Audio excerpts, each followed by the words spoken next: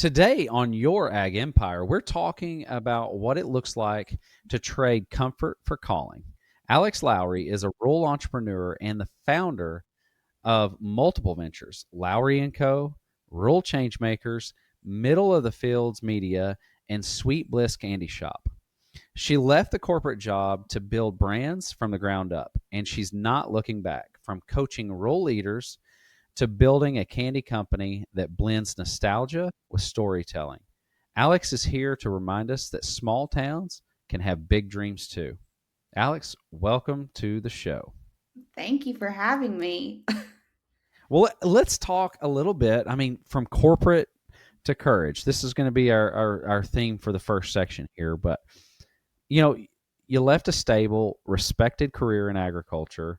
I mean, what was the moment that you knew it was time to walk away? I so I, my career started pretty small in a small daily newspaper, and then I kind of moved up from there through connections, and I ended up at Farm Bureau. And for years, I just had this heartbeat, like I loved what I was doing, but I was missing something. I should be doing something more. And in that, from a personal standpoint, I was getting Mm-hmm. married and wanting to build a family, and I was commuting to be able to go to the office. And so that played a lot into it. But I just had this heartbeat that I needed to be doing something more and helping our rural town and our rural communities. And Yeah. so that just kept building and building, and I was like, I just need to do it. And so the first venture was middle of the field media. And we were actually, my business partner and I, we both worked at Farm Bureau. We were standing in the middle of a soybean field, and I told her, I said, whatever we do, I want to look back in 10, 20 years and say we came up with this business in the middle of the soybean, in the middle of a soybean field. And she said, that's it, that's our name, that's our brand, let's run with it. And so Yep. from there, we were still working at Farm Bureau, but we established middle of the field media and kind of started to slowly gain some clients. And as that built up, we just said, this is it. This is where we need to be going. Our heartbeat is to help our rural communities. She's also from a small town in Mississippi. And so we just said, let's take the plunge and let's do it. And I did leave a very stable job with Farm Bureau. I had a company vehicle any time that I needed off with my kids. It was granted, and so it was a big step, but it was the right one. Yeah. I really resonate with what you're saying, because I worked at Texas Farm Bureau early on in my career, and they were great people. I learned a lot of things, a lot of connections, and but at the root of it, I still felt like the entrepreneurial calling was just underneath, and a lot of people thought I was crazy to leave that stable job. And I don't know, call me crazy. Obviously you're crazy with me, Well, but I guess I think that could definitely be a label. Is I'm a little crazy for sure. But and one thing that I like to say is, like, clarity comes in action. And I mean, we knew what we wanted to do, but we really didn't know. So the only way to figure that out was to just move forward and take the plunge. And I mean, I feel like that does take a lot of courage. I don't really look at it, I've never looked at myself that way, but when you're saying it, yes, it was a big courageous step. And not only for me, but for my husband. I mean, we had two at that time. I had a 6-month old and a 3-year old. And for us to oh have that yeah. conversation and be like, this is what I want to do. And he's like, how are we going to pay our bills? How are we going to take care of the farm? And, how are we going to do Yeah. all of these things and you still build this? And so, yeah, I guess that looking at it that way, it is courageous. So let's talk about that. Like that first year, like what did it look like? Emotionally, financially, I mean, logistically. I mean, because this is where we're headed right now, and I think it's a good time to kind of discuss that. What did it look like that first year you stepped out?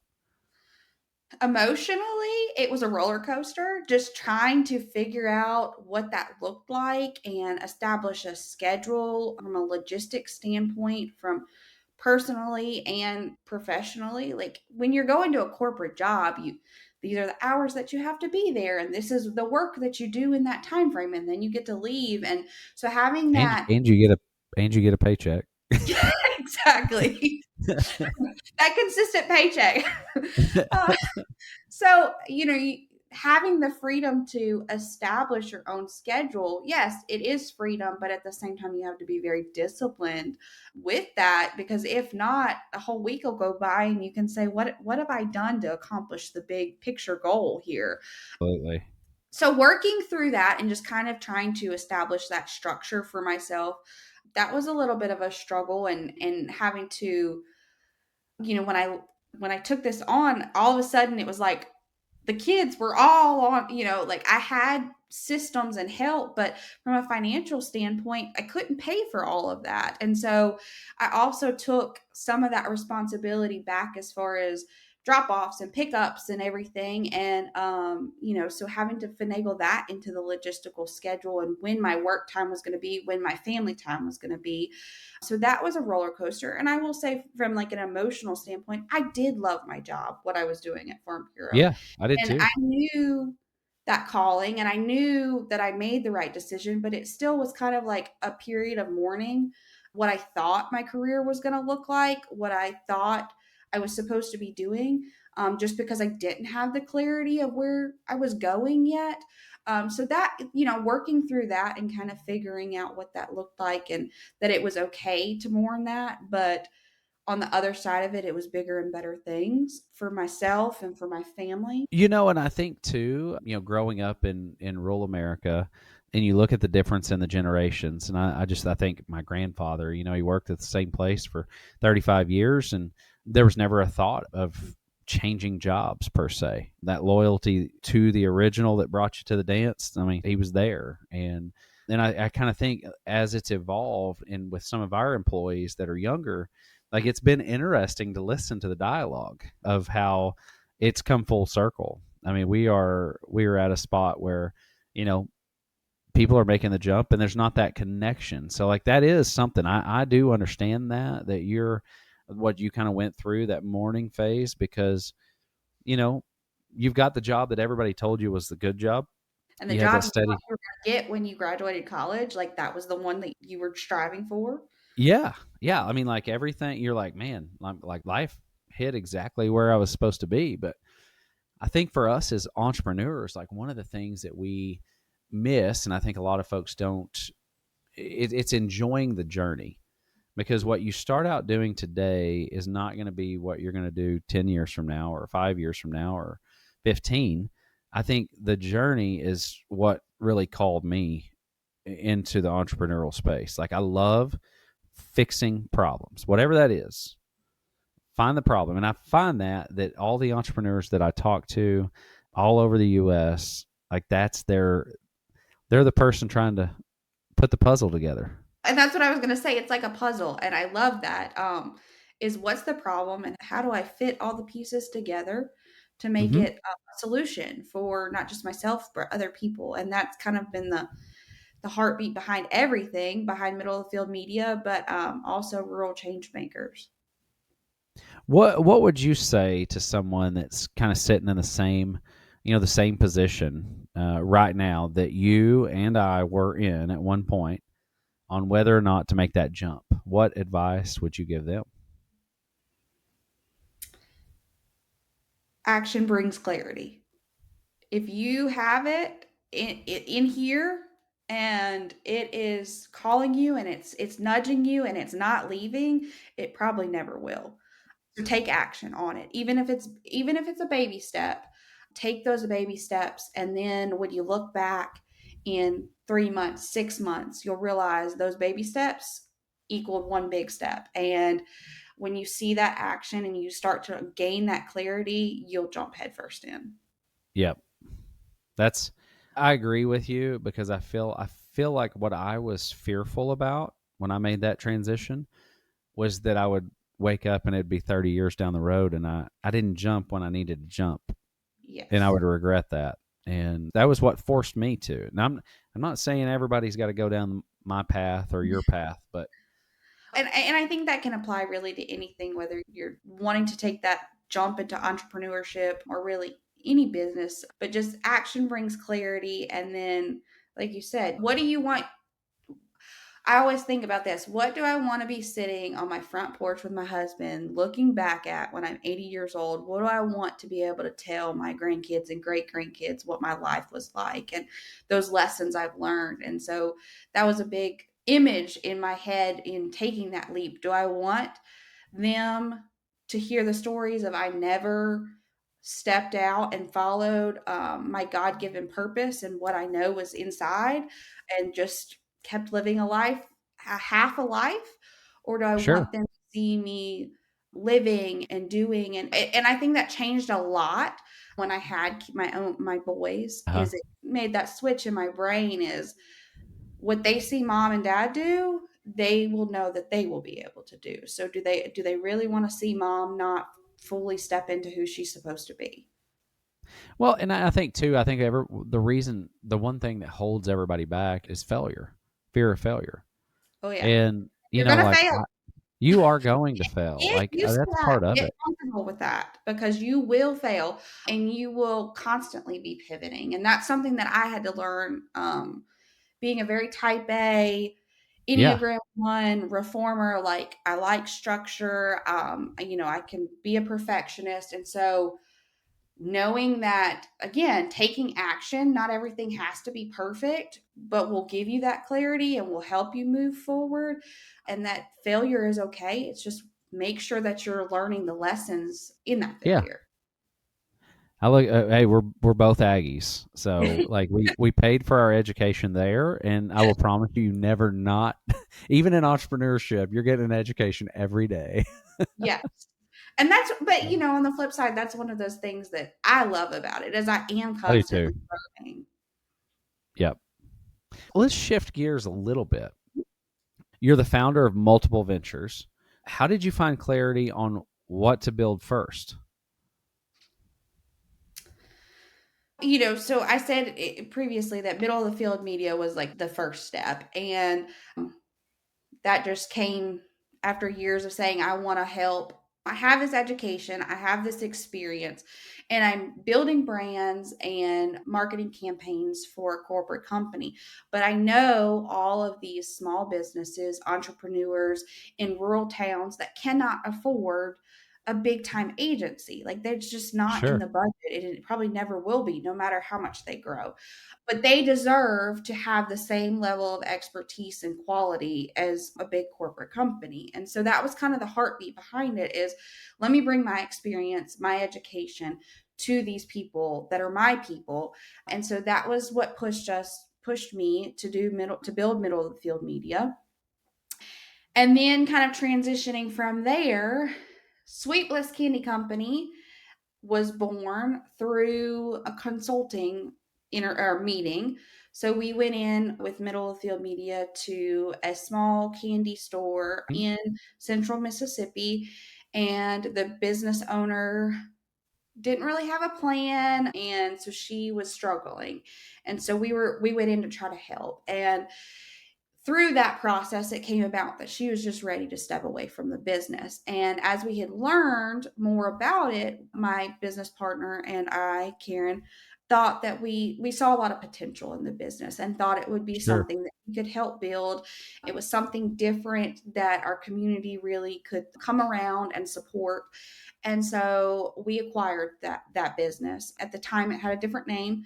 When we acquired it, we changed the name, we changed the business model, the entire branding, and we also brought in a third business partner who, her side story was, she was creating cotton candy just out of her home as a fun little creative venture. She's in IT, so she just needed something to be able to Yeah.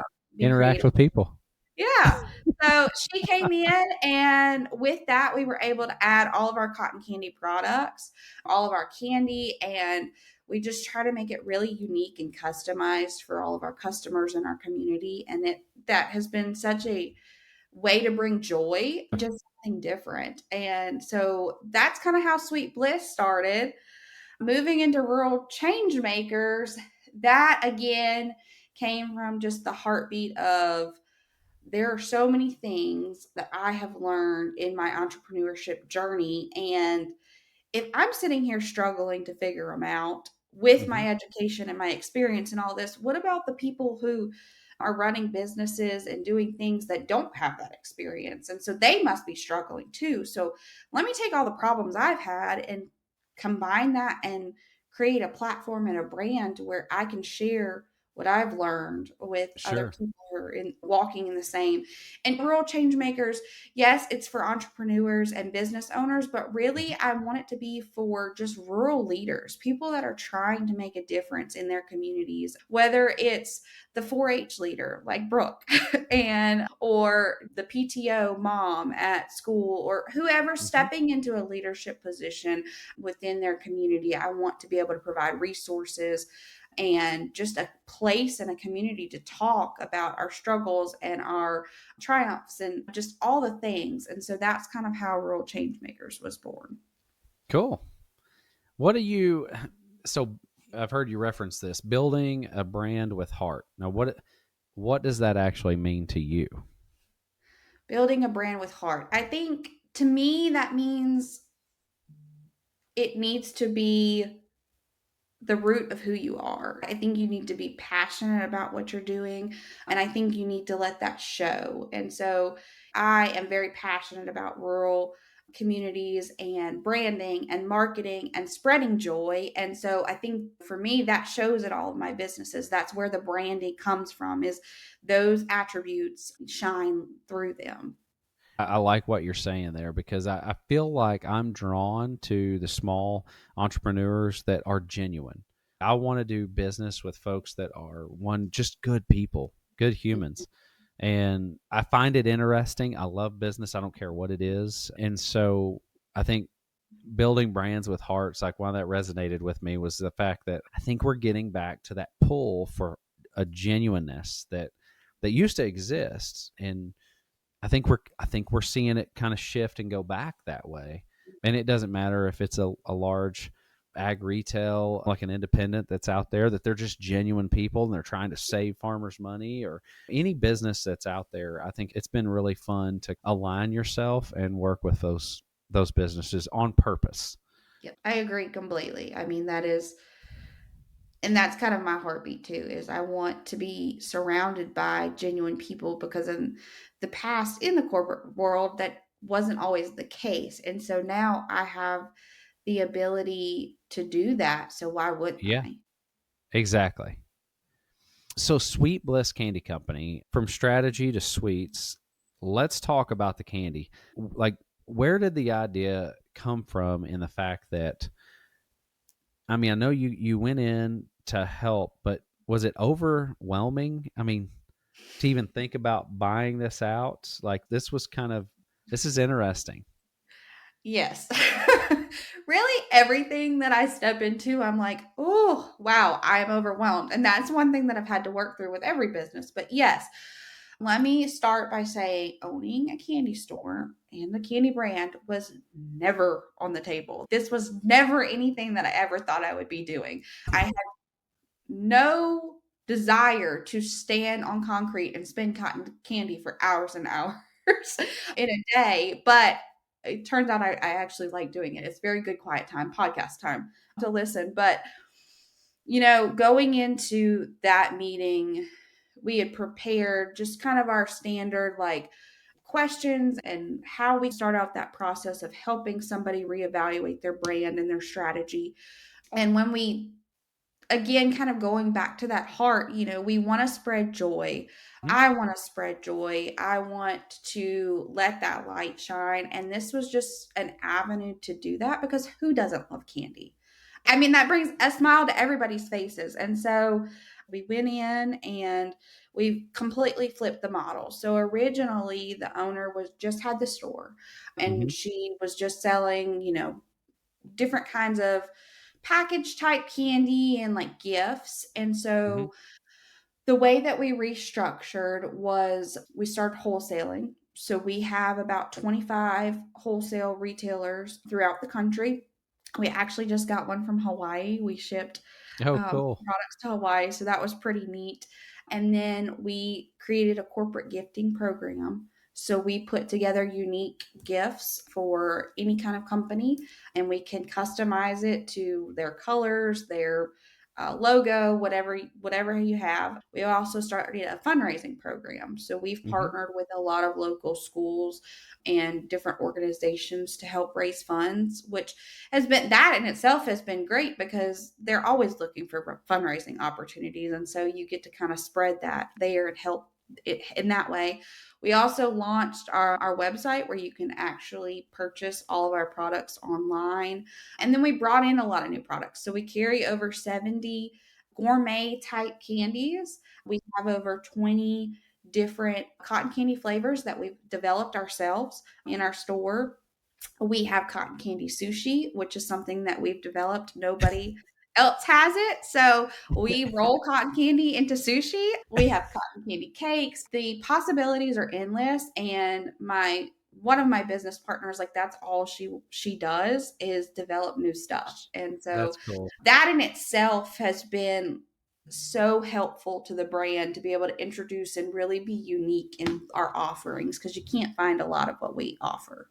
It sounds like that. It's fun. It fits the narrative, and it's still rooted in that purpose of helping people, providing a service, providing a product. That you guys stand behind. It's got that creativity spin. I like that. I like that a Yep. lot. What lessons from the corporate or the coaching show up in how you build a product based brand? I think a lot of entrepreneurs struggle with this. Like, there's so many people in the market for a certain thing, but like, how can you stand apart in a product based system? And I think that goes back. I mean, it does go back to your brand, but it goes back to like your mission and your heart and being genuine. Yes, some of our products you can find other places. A lot of our candies you can, Uh huh. but people come into our store because they know when they walk in, one, they're going to walk into a bright, welcoming environment. We have decorated the store to be just that, but they're also going to walk into, no matter who is there, any of our employees, any of the three of us owners, to a smile and to somebody that is going to want to help them celebrate. And for us, it's been about that experience. They're not just coming in to get sweets and candy and cotton candy, they're coming in for the experience of Sweet Bliss Candy Company. And you never know what somebody is going through. And so we've had a lot of people walk in and say, this is the first smile that I've had today, or you just made my day. And so I think creating a product based business, which you're not always going to have a storefront like we do, but just being able to give people an experience, whether your product is the same, you can find your product with you or with 100 other retailers, but giving them that experience, making it unique, highlighting what is unique about you. And it's not just about the product, but what is unique about you as a Sure. person, as a company. What do you support? What are your values? What is your mission? And I think that really makes you stand apart. Yeah. I like that. I like that a lot. Let's shift gears here. So, leadership, grit, and growing with integrity. So you work with leaders across industries. What's something rural leaders get right? What is something that rural leaders get right? I would say that rural leaders have the work ethic. Like, you're not going to find their work ethic anywhere else. And I think that is something that they definitely get right. Sometimes they have such a strong work ethic. It's a little bit, you got to kind of bring them back. And, I feel like I have that experience. Brooke has done that with me. It's just like, you just want to work, work, work. We have to scale back a little bit. And so I think that is something that all rural leaders, it's just ingrained in us. Absolutely. That work ethic is what we can push through. And then I think also a second thing I would say is just the community that rural leaders create. You're not going to find, It's that sense of like, for example, inclusion. the town that I live in has a population of 2,000 people. If I broke down anywhere in this state, I could call somebody and within 10 minutes I'd have somebody, somebody knows somebody and they're going to Yep. help you. And so I just think that as rural communities and rural leaders, we do that really well, is that we're willing to support and drop what we are doing to go help our own. So, would you? I mean, other than being so embedded in the working hard phase, what do you think that those leaders need to unlearn? Do you think that I is mean, I that think some? you could do that on the flip side. Maybe I think you could look at the work ethic on the flip side, is that we do work so hard and that we don't give ourselves space for margin, for being able to breathe and rest. And that is something that I have learned through therapy, and I'm a really big advocate for rural mental health. It was one of the campaigns that I constantly pushed when I was at Farm Bureau, just providing Uh-huh. those resources, because we don't give ourselves the time to breathe and Sure. to reset and to really check in with our mental health. And so I think that is something that it probably will always be a talking point, but it's more than just a talking point. Is, are we really checking in with ourselves? Are we checking in with our community and the people around us, not just at a surface level, but are we really looking deeper than that to make sure that everybody is mentally doing well? And that's something that I've had to learn just with that work ethic, is stopping and Yeah. checking in with myself and making sure. You hit on a good point right there. I think it's we live in rural America and in these small towns, and a lot of times we just don't take that extra step to ask how our neighbor's doing. Mhm. And it's we just assume they're steady Eddie. They've been there for the last 15 years. They're okay. Maybe they're not. And I think it's okay for us to ask and check on our fellow men and women that we come in contact with in our small towns. I agree completely. I think that going that step further just to check in on somebody could make a world of difference in their life and in their family. There are countless stories that I've heard about people not checking in, and then the end result was, Hmm.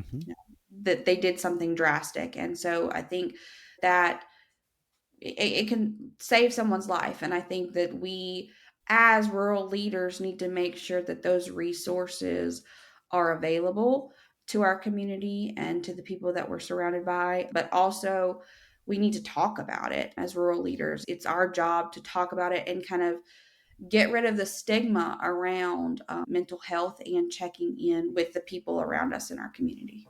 Even in rural America, I feel like one of the biggest shifts is like I remember as a kid, and I think everybody that's listening will reminisce about this, but I remember back in the 80s riding with my grandfather in a single cab Chevy 1-ton pickup. And we'd gone to the feed store, and but the town was slow, and we stopped 3 or 4 times just to talk to random people that were on the side of the street. And he was like, I want to talk to that person. And I just remember that, and I think about that today. I feel like there's more hustle and bustle, more pressure for you to perform, and then with cell phones and the technology that we have, you couldn't call us back then. You didn't call anybody. You called them between 5 o'clock and maybe 7. You never called anybody but after 7. And so it's I think there's a lot more pressure on everyone, and we don't, like you said, we don't have that time to just unwind, to be part of the family, to take some time back for us. And I think it's important that we establish that as business owners, whether we farm, ranch, have a retail store, it doesn't matter. The pressures are the same in every business. I have learned that, and I feel like you are spot on. We've got to check on our brothers and sisters. That's simple as that. Well, and I think too, as rural leaders, we need to be intentional. Action.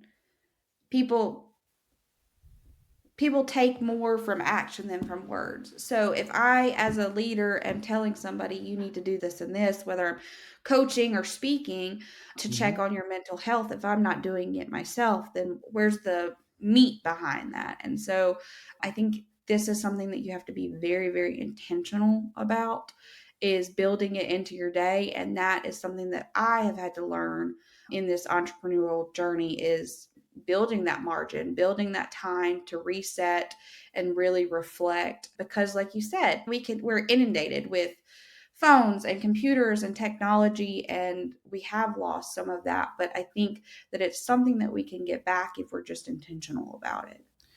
That's what we talk about, ambition and the difference between healthy ambition and what does that look like when we're trying to build something in a small town. Are there any tips or anything that you want to give to the listeners as far as what that healthy ambition looks like? And or what is an unhealthy ambition if you're trying to build a business?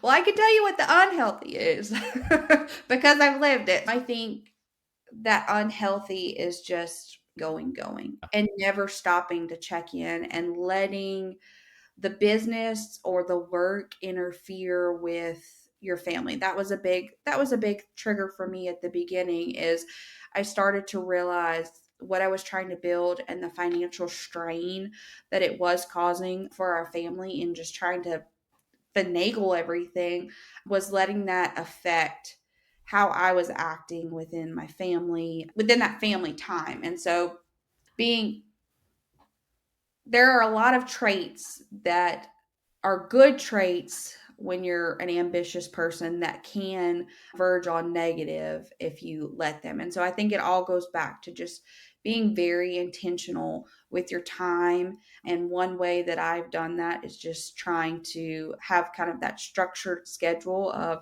these are my work hours, and I'm going to hit the ground running during them, but I have to cut it off at some point.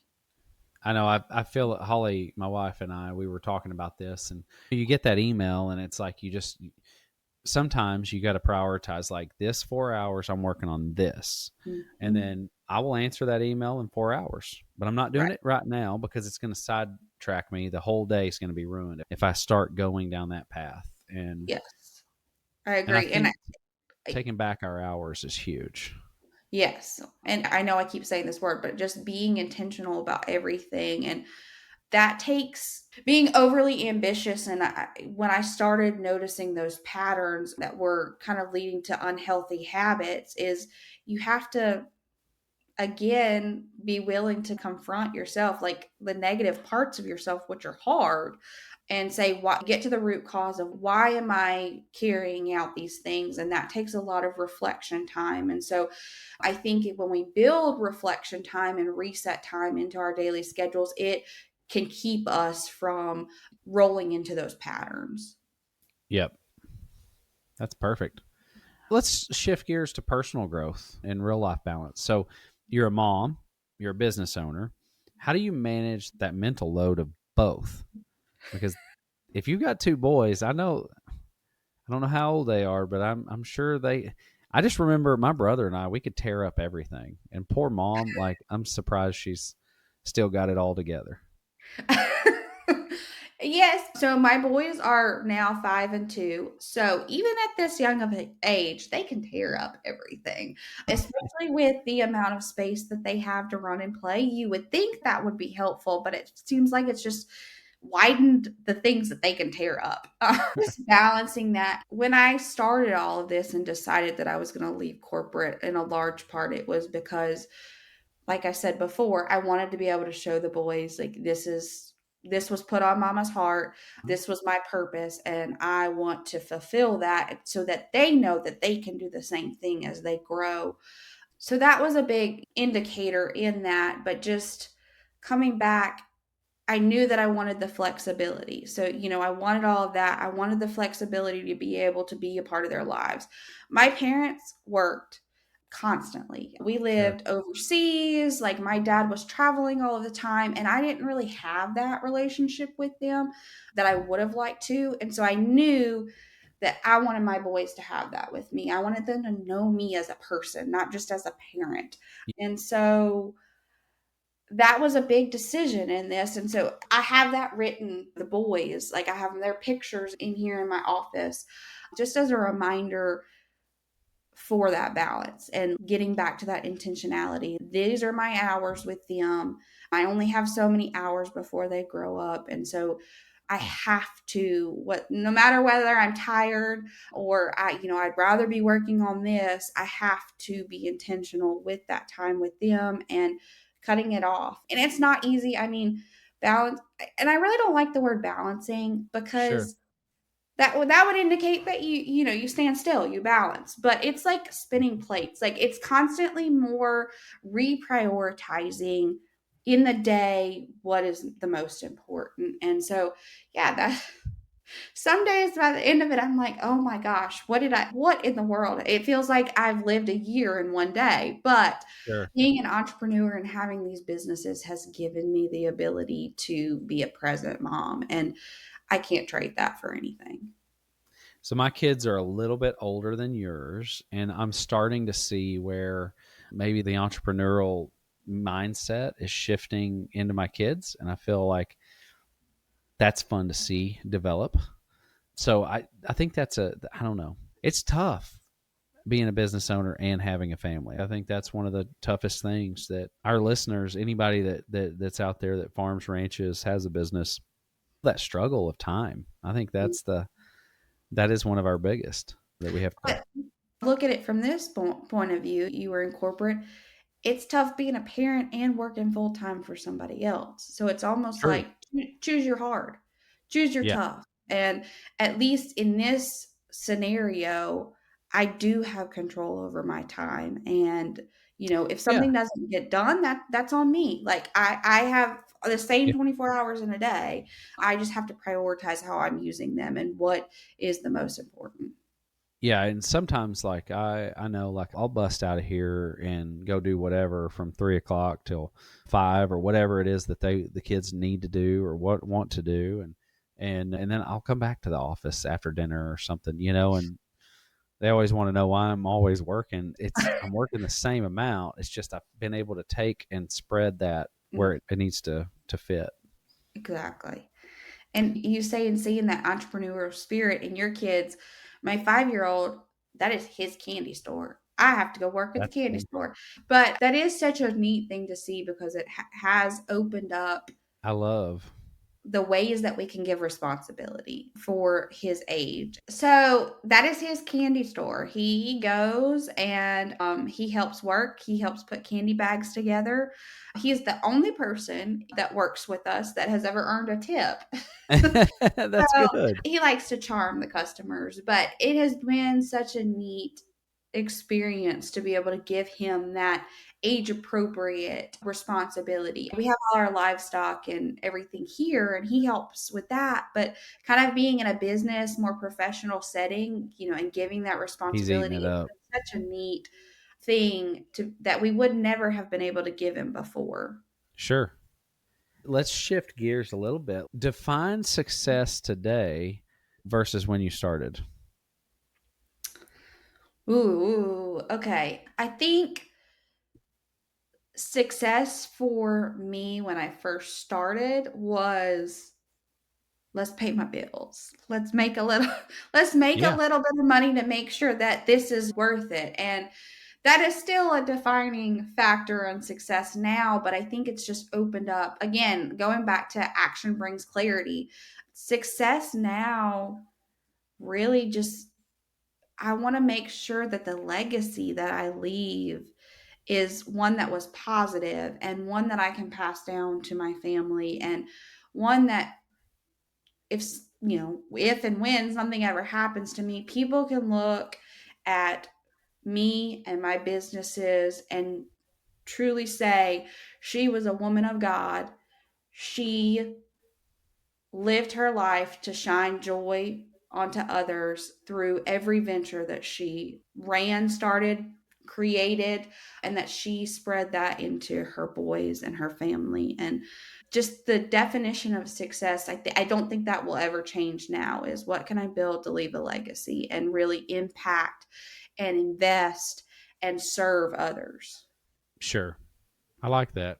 I do think that the longer we're in this entrepreneur, I think the first 5 years that you make the jump, I think are tough if you can get past that hump, it's like, wow, okay. So what I thought has shifted, my goals and where I want to be and the whole reason why I'm doing what I'm doing, all of that comes into question. So I do think your vision of success is going to evolve.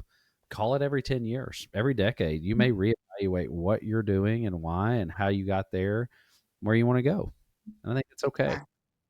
Yeah. And I think that's one thing you have to become very comfortable with in this scenario is just being willing to pivot because everything's going to constantly change. Absolutely. What are you actively trying to protect in this season of life? My time. Time. My time. I'm actively trying to make sure that I'm using my time wisely and Uh-huh. not only building the businesses, but investing in my family. Absolutely. I like that. Yeah, time's the one finite commodity that we can't get back. Exactly. And I don't, like I said, I don't want to sit on that porch and look back when I'm 80 years old and say that I regret how I spent the majority of my time.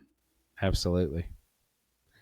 Alex, where can people find your work? Shop the candy Oh. or plug into the Rural Changemakers community? So, all of the brands and platforms, Middle of the Field Media, Rural Changemakers, Sweet Bliss Candy Company, we are on Facebook, Instagram, and LinkedIn. Sweet Bliss Candy Company also has a TikTok. We Mm-hmm. have websites for all of the brands. So just type them in. And I believe you're going to put all the links in the show notes. So you should Yep. be able to link it there. I also have my own website where you can kind of, that's the hub of being able to find everything for all of the brands. So that is alexjlowry.com. Awesome. Yeah, we'll put those links in there, and that way people can find you. Yeah, that would be great. Thank you. Thanks for tuning in to Your Ag Empire. If this conversation reminded you that it's never too late to pivot with purpose, pass it on. Hit the follow so you don't miss the next episode, and keep building something that matters right where you are in rural town America. Be good or be good at it.